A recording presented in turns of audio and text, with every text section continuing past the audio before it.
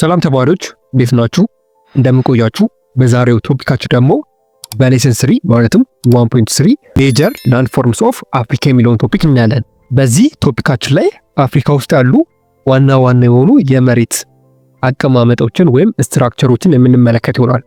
በዛሬው ቶፒካችን ግን በደንብ አድርገን የምናየው ላንድ ፎርም ምንድነው፣ ላንድ ፎርም ምን አይነት ጥቅም አለው፣ እንዲሁም ላንድ ፎርም ምን አይነት ኢምፓክት ኦር ኢፌክት ወይም ተጽዕኖ አለው የሚለውን ነገር የምንመለከት ይሆናል ማለት ነው።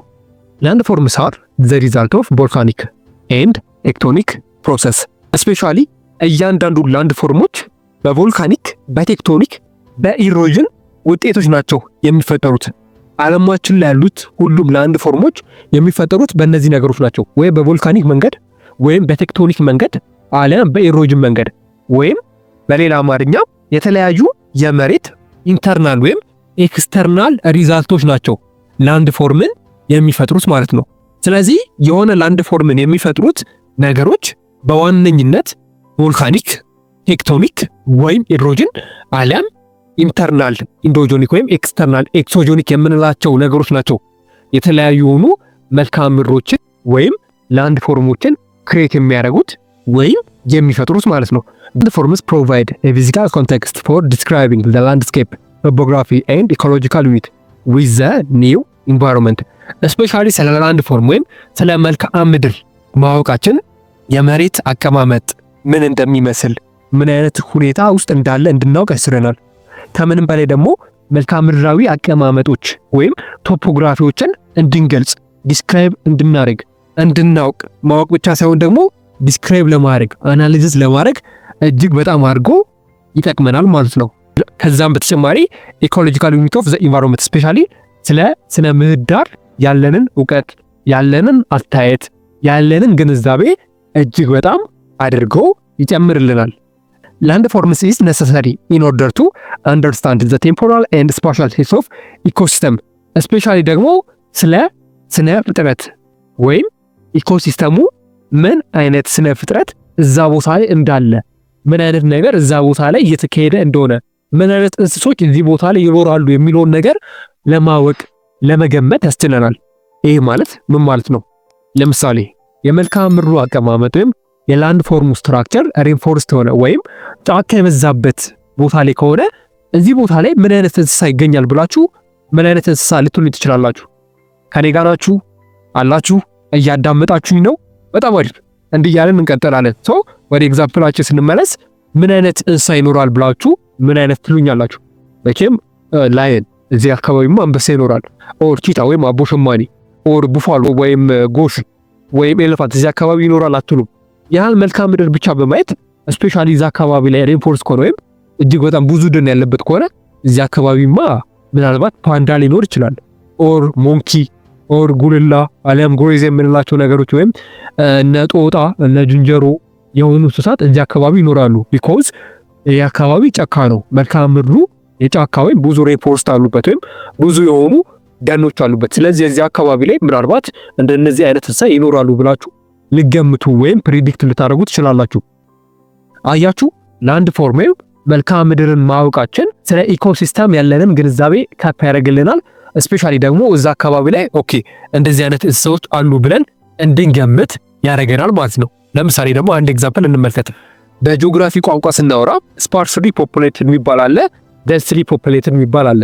ደንስሊ ማለት ህዝቦች ተጠጋግተው ሲኖሩ ያ ቦታ ደንስሊ ፖፑሌትድ እንለዋለን። ስፓርስሊ ደግሞ የምንለው የተበታተነ የሰው አቀማመጥ ወይም ስትራክቸር ሲኖር ደግሞ ስፓርስሊ ብለን እንገምታለን። ለምሳሌ አዲስ አበባ ውስጥ የምኖሩ ከሆነ ስፔሻሊ አብዛኞቹ የአዲስ አበባ ቦታ ሰዎች ተጠጋግተው የሚኖሩበት ቦታ ነው። ይሄ ደግሞ ደንስሊ እንለዋለን። ለምሳሌ ደግሞ ጋምቤላ፣ አፋር፣ ሶማሌ ደግሞ ብታዩ ስፓርስሊ ነው፣ የተበታተነ ነው።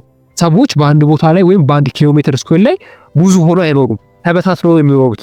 አያችሁ፣ መልክዓ ምድሩን ብቻ በማወቅ እዚህ ቦታ ላይ ስፓርስሊ ፖፑሌትድ ነው፣ እዚህ ቦታ ላይ ደግሞ ደንስሊ ፖፑሌትድ ነው ብላችሁ ለማወቅ ይረዳችኋል ማለት ነው። ስለዚህ ኢኮሲስተምንም አንደርስታንድ ለማድረግ እጅግ በጣም ትልቅ የሆነ ሚናና አስተዋጽኦ አለው። Understanding landforms is very important because the part of landscape landforms greatly affects the human perception, especially interaction of the environment. በተለይም ላንድ ፎርም ወይም መልክዓ ምድር ብለን የምንጠራው ነገር ወይም የመሬት አቀማመጥ የሰው ልጅ ከኢንቫይሮንመንት ጋር ያለውን ኢንተራክሽን ወይም ግንኙነት እጅግ በጣም አፌክት ያደርግበታል ወይም ተጽዕኖ ያደርግበታል። አሁን ብለናል ስፓርስሊ እና ደንስሊ ብለናል። ሌላ ኤግዛምፕል ለመጨመር ያህል ለምሳሌ እናንተ የምትኖሩት ተራራማ የሆነ አካባቢ ላይ ከሆነ ተራራማ የሆነ አካባቢ ላይ እንዴት ትኖራላችሁ? በጣም ከባድ ነው።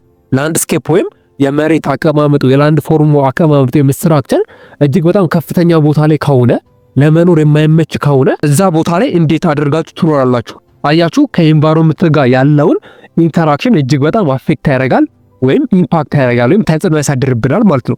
ለምሳሌ እናንተ በረሃ አካባቢ የምትኖሩ ከሆነ ወይም የላንድ ፎርሙ አቀማመጥ በረሃ የሆነ ከሆነ አስባችሁታል? እዛ አካባቢ ላይ ከፍተኛ ሙቀት ነው ያለው። በረሃ ከሆነ ደግሞ ስፔሻሊ እዛ አካባቢ ላይ አሸዋ የበዛበት ነው። ስለዚህ በረሃ ስለሆነ ለመንቀሳቀስ አይመችም። ውሃ ላታገኙ ትችላላችሁ።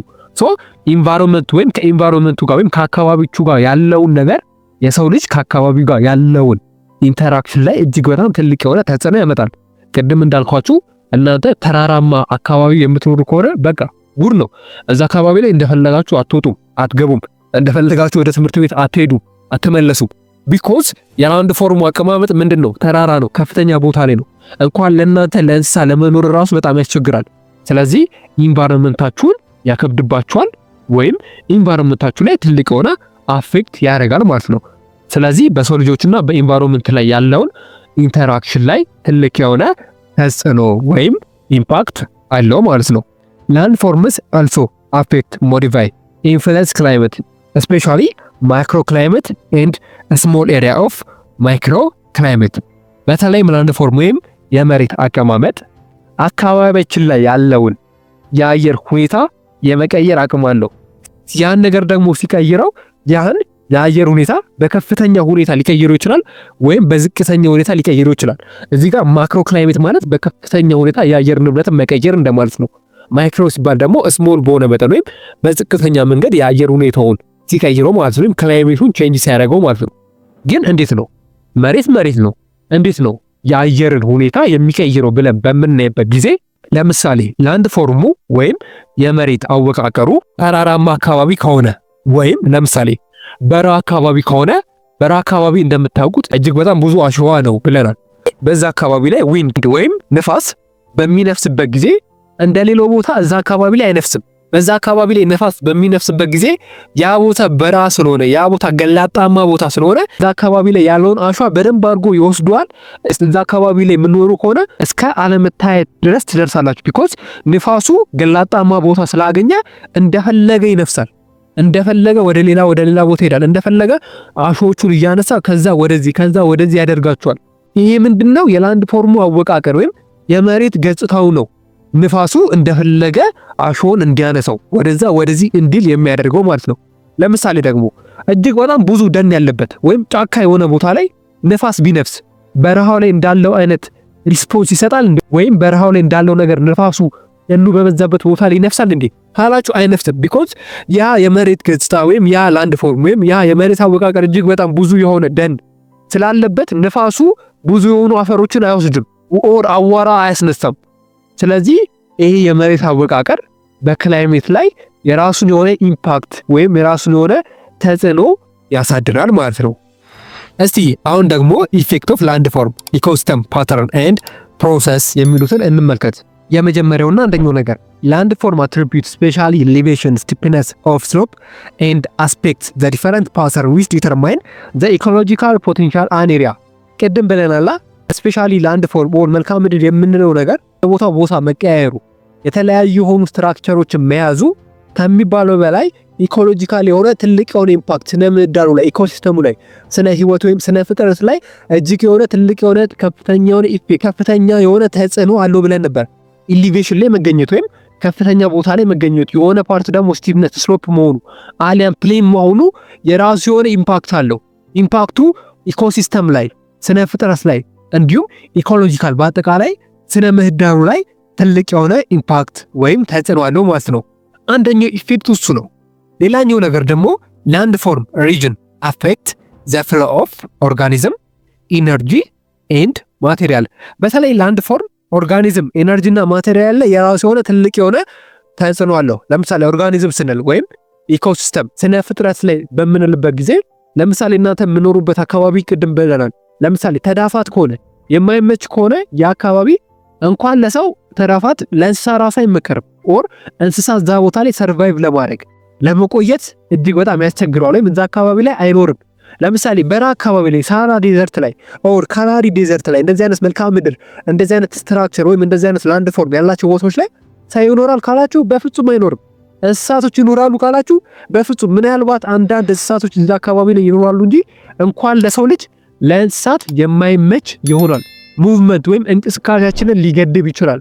ለምሳሌ የማይሆን ቦታ ኦር ኮረኮንች የሆነ ቦታ በጣም ተዳፋት የሆነ ቦታ እንኳን ለእንስሳ ለሰው ልጅ የማይመች ቦታ የምትኖሩ ከሆነ ሙቭመንት ለማድረግ ለመንቀሳቀስ ያስቸግራችኋልና ምናልባት አንዳንድ ጊዜ በዶክመንተሪ ወይም በፊልም በቲቪ ላይ በምታይበት ጊዜ አንዳንድ ቦታዎች አሉ የሰው ልጅ እንኳን በእግሩ ሊሄድ ብሎ በመኪና እንኳን መኪና የማያልፋቸው አንዳንድ መልካም ምድራዊ አቀማመጦች አሉ። እነዚህ ነገሮች ኦርጋኒዝሞች ላይ ኢኮሲስተም ላይ የሰው ልጅ ላይ እንስሳ ላይ የራሱ የሆነ ትልቅ የሆነ ተጽዕኖ ያሳድራሉ፣ ትልቅ የሆነ ኢፌክት ያሳድራሉ ማለት ነው። ሌላኛው ደግሞ ኢነርጂ ዘርፍ ላይ ለምሳሌ በምናይበት ጊዜ አንዳንድ ጊዜ ከአየር ኢነርጂ እንሰበስባለን። ማለትም የተለያዩ የሆኑ ፓኔሎች የተለያዩ ቦታዎች ላይ ይገጠሙና ዊንድ በሚሽከረከርበት ጊዜ ወይም ነፋስ በሚኖርበት ጊዜ እነዛ ተርባይኖች በመሽከርከር ኢነርጂ ያመጣሉ ወይም ኢነርጂ ይፈጥራሉ። ምናልባት እዛ አካባቢ ያለው መልክዓ ምድር ወይም የመሬት አቀማመጡ ወይም ላንድ ፎርም አስቸጋሪ ከሆነ ኢነርጂ ራሱ ለማግኘት እንቸገራለን ማለት ነው። ሌላኛው ነገር ደግሞ ማቴሪያል፣ ስፔሻሊ ማቴሪያሎች ደግሞ ሚነራል የምንላቸው ናቸው። ማለትም ከተፈጥሮ ሀብቶች ጋር ስፔሻሊ መሬት ቆፍረን የምናገኛቸው ለምሳሌ እነ ጎልድ፣ እነ ዳይመንድ፣ እነ ፊውል ሊሆን ይችላል። የተለያዩ የሆኑ ሚነራሎች አሉ። ላንድ ፎርም ራሱ እነዚህ ነገሮች ላይ ትልቅ የሆነ ኢምፓክት ወይም ትልቅ የሆነ ኢፌክት አለው። ለምሳሌ ዱባይ፣ ሳውዲ አረቢያ በምንመለከትበት ጊዜ ስፔሻሊ ወደ ላቲን አሜሪካ እነ ኢኳዶር፣ ወደ አውሮፓ በምንሄድበት ጊዜ እነ ራሽያ ያላቸው የመሬት ስትራክቸር ወይም ላንድ ፎርም አቀማመጥ ስፔሻሊ እነዚህ ሀገሮች ብዙ የሆኑ ነዳጆች ኦር ብዙ የሆነ ፊውል እንዲያገኙ አስችሏቸዋል። ይህ በምን የተነሳ ነው ስንል በመልክዓ ምድራዊ አቀማመጥ የተነሳ ነው። ሌላ ኤግዛምፕል ደግሞ በምናይበት ጊዜ እነ ሳውዝ አፍሪካ የዳይመንድ ሀገር የሆኑት እነ ቦትስዋና የዳይመንድ ሀገር የሆኑት እነ አይቮሪ ኮስት ኦር ኮትዲቫር የምንላት ሀገር ወርቅ በወርቅ የሆኑት ይህ በምን የተነሳ ነው? ኦር እንደዚህ አይነት ሚነራሎች ለምን ኖሯቸው ካልን በላንድ ፎርሙ ወይም በመሬት ገጽታው ነው እንደዚህ አይነት ነገሮች ያሉት ማለት ነው። ላንድ ፎርም ወይም የመሬት ገጽታ እነዚህ ነገሮች ላይ ራሱ ትልቅ የሆነ አስተዋጽኦ ወይም ትልቅ የሆነ ሚና ይጫወታል ማለት ነው። ላንድ ፎርም ሪጅን አፌክት ስፓሻል ፓተርን ኤንድ ጂኦሞርፊክ ዲስትሪቢዩሽን ኤንድ ሬዚስት ኦፍ ዘ ቼንጅ ጂኦሞርፊክ ፕሮሰስ ኦፍ ክሬት። በተለይም እነዚህን ሁለት ነገሮች ልብ ብላችሁ ስሙኝ። ዲስትረብ ኤንድ ሬዚስት። ስፔሻሊ ላንድ ፎርም የራሱ የሆነ ዲስትረብ አለው ወይም ሬዚስት አለው። ዲስትረብ ማለት ማወክ እንደማለት ነው ወይም መረበሽ። ሬዚስት ደግሞ ማለት መቃወም እንደማለት ወይም የአንድ ነገር ይፈጠር ሲል እንዳይፈጠር ማረጊያ መንገድ ነው። ይህ በምንመለከትበት ጊዜ ጂኦሞርፊክ ማለት ጂኦሞርፊክ የምንለው መሬትን የሚያጠና ሳይንስ ጂኦሞርፊክ እያለን እንጠራዋለን።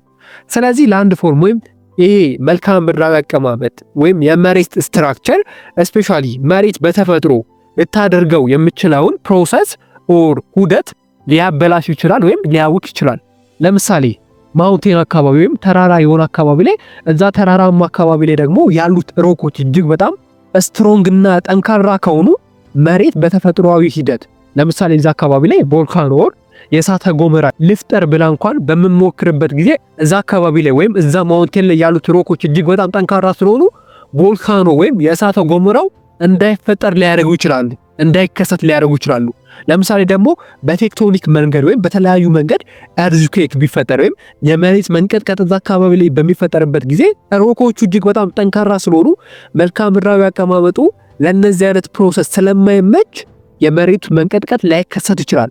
ቢከሰት እንኳን በትንሽ ወይም እጅግ በጣም ስሞል በሆነ መንገድ ሊከሰት ይችላል። ስለዚህ ይሄ ነገር ደግሞ ስፔሻሊ ላንድ ፎርሙ መሬት በተፈጥሮ መንገድ የምታረገውን ፕሮሰስ ሊትራሊ ያበላሻል ወይም ያውካል ማለት ነው። ሌላኛው ደግሞ ላንድ ፎርም ሜይ ሬዚስት ቼንጅ የምንለው ነገር አሁንም መሬት በተፈጥሯዊ መንገድ የምታረገውን ዑደት ወይም ለውጥ ሙሉ ለሙሉ ሬዚስት ያደርጋል ወይም እንዳታደርግ ያደርጋታል ማለት በማውንቴኑ እንደተመለከትነው ምናልባት ጠንካራ የሆነ አለት ጠንካራ የሆነ ሮክ ካለ እዛ አካባቢ ላይ መሬት በተፈጥሮ ልታደርገው የምትችለው ፕሮሰስ እንዳታረግ ሬዚስት ያደርጋታል ወይም ያቆማታል ማለት ነው። ሶ እነዚህ ነገሮች የላንድ ፎርም ኢፌክቶች ወይም ተጽዕኖዎች ናቸው ማለት ነው። ሌላኛው ነገር ደግሞ ኢን አፍሪካ there are 4 significant landform region በተለይም በአፍሪካ ውስጥ 4 ሲግኒፊካንት የሆኑ ላንድፎርም ሪጅኖች አሉ። እነሱን በምናይበት ጊዜ የመጀመሪያው አትላስ ማውንቴን በተለይም በኖርዘርን አፍሪካ ማለትም በቱኒዚያ በሞሮኮ አካባቢ የሚገኝ፣ ሁለተኛው ደግሞ ሳሃራ፣ ሶስተኛው ደግሞ ሳህል በተለይም በድርቅ ሁል ጊዜ የሚታወቀው አካባቢ፣ ሌላኛው ደግሞ ሳቫና እንዲሁም ሬን ፎረስት፣ ሪፍት ቫሊ አፍሪካ፣ ግሬት ሌክ፣ የኢትዮጵያን ሃይላንድ ማውንቴን ኤንድ ዴዘርት ሲስተም ኦፍ ሳውዝ አፍሪካ እነዚህ በዋናነት ይጠቅሳሉ ማለት ነው። የዛሬው ቶፒካችንን በዚሁ እንጨርሳለን። ኔክስት በሌላ ቪዲዮ እንገናኛለን። እስከዛው ድረስ ግን መልካም ትምህርት ይሁንላችሁ። ኢትዮ ኮንሰፕት ሴንተር የእናንተው ምርጥ ቻናል